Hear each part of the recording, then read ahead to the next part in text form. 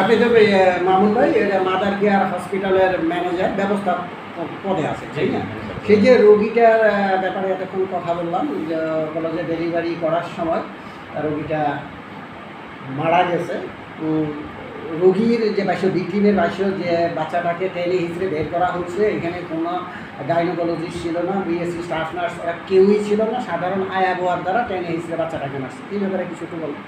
আসলে পেশেন্টটা হসপিটালে আসছে আমার রাত্রে দুইটা বাজে আর কি। 2টা বাজে পেশেন্টের কমপ্লেন ছিল আপনার ব্যথা আর কি। ও লেবার পেইন নিয়ে আসছিল, অ্যাকুইট লেবার পেইন নিয়ে হসপিটালে আসছে। তো আমরা পেশেন্টে অ্যাকুইট লেবার পেইন নিয়ে যেহেতু আসছে, আমরা পেশেন্টটা ভর্তি দিলে তারা প্রাথমিক অবস্থায় আমি রাত্রেবেলা আমরা সাধারণত ওটি বন্ধ রাখি, রাত্রেবেলা সিজারগুলো ওটি বন্ধ রাখি।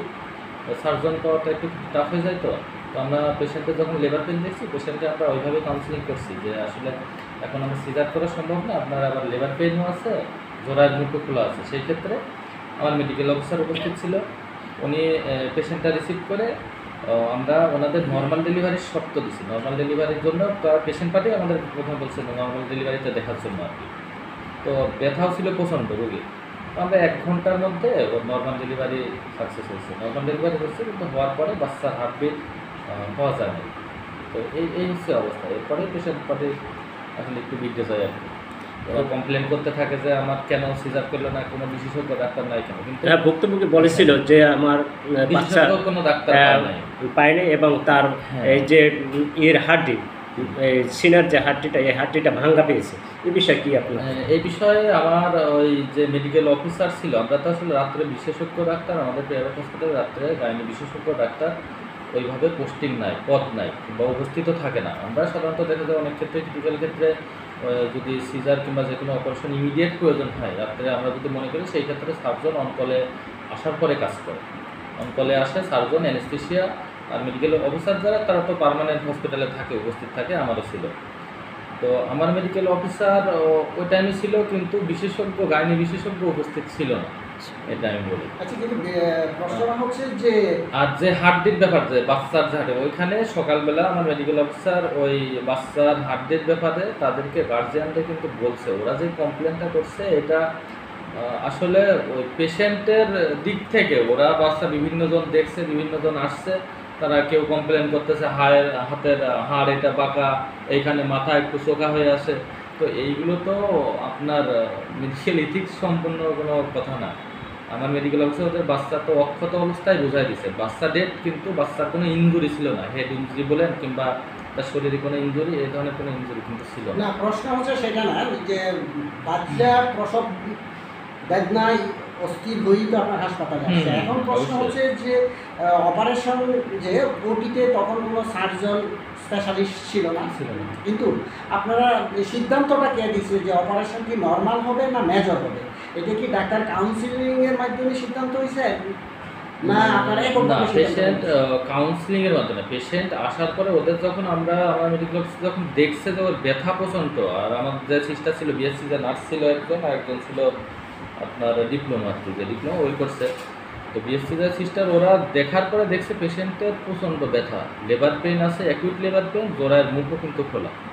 তো পেশেন্ট পার্টিও কিন্তু বলতেছে তারা বাসার থেকে নর্মাল ডেলিভারি ট্রাই করছে অনেকক্ষণ সন্ধ্যার থেকে নিয়ে। এখন তার বাচ্চাও পজিশন নিচের দিকে, বাচ্চা নর্মাল ডেলিভারি হয়ে যাইব এরকম সিচুয়েশন ছিল আর কি। তো তার পেশেন্ট পার্টিও তখন কিন্তু নর্মাল ডেলিভারির জন্যই আগ্রহী। ওরা নর্মাল ডেলিভারির ডিসিশনে আমাদের দেয় যে আপনারা নর্মাল ডেলিভারি দেখেন আগে, তারপরে বাদবাকি সিদ্ধান্ত নেবেন। তখন আপনারা কি বলছেন? হ্যাঁ, আমরা বলছি আচ্ছা ঠিক আছে আপনারা দেখেন, নর্মাল ডেলিভারি দেখতে পারেন 1 ঘন্টা। এটা কি আপনাদের মেডিকেল সায়েন্স বলে নাকি আগে চিকিৎসার এবং যে রোগী যে মুভমেন্ট দেখার পরে যে কোনো কিছু তাকে পরীক্ষা না করে পেশেন্টের সিচুয়েশন অনুযায়ী ওটা এনবিডি নর্মাল ডেলিভারির জন্যই ওর নর্মাল ডেলিভারি 70টাই পূর্ণ ছিল আর কি।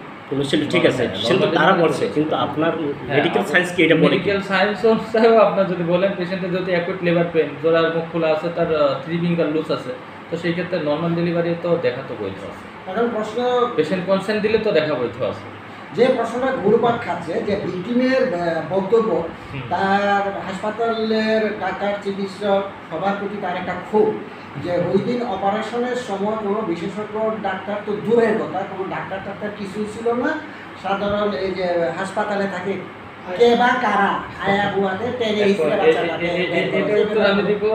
এখন আমার মেডিকেল অফিসার উপস্থিত অলরেডি সে ছিল, এমনকি তাদের সাথে পেশেন্ট পার্টি আমার মেডিকেল অফিসারের সাথে কথা বলে রিলিজ দিছে, কথা বলেই ভর্তি দিছে। আর এখন আমার মেডিকেল অফিসার আছে উপস্থিত, একজন বিএসসি সিস্টার আছে। এখন তারে যদি আমি পেশেন্ট পার্টি যদি মনে না করে যে এটা সিস্টার না, এটা ডক্টর না, তাহলে আমি এটাকে কীভাবে প্রুফ করবো বলেন?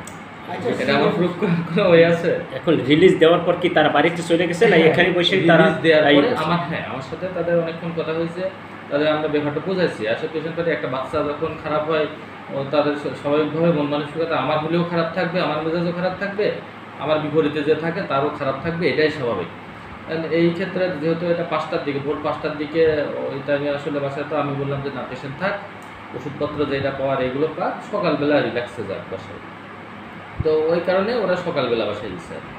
কারণ ভিকটিম বলছে যে সে এই ব্যাপারে সে পদক্ষেপ নিত, মামলা করার জন্য প্রস্তুতি নিত, পুলিশ আইনে এদের থ্রেট দেওয়া হয়েছে, এটা দামাচাপা দিচ্ছে তাদেরকে।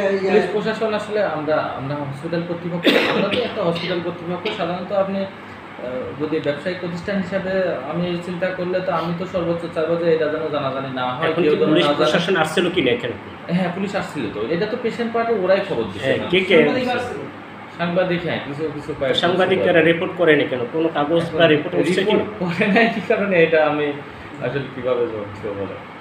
আচ্ছা, আপনার এইখানে যে বিভিন্ন পরীক্ষা নিরীক্ষা, এক্সরে, ইসিজি, আলট্রাসোনোগ্রাফি এগুলো করা হয়?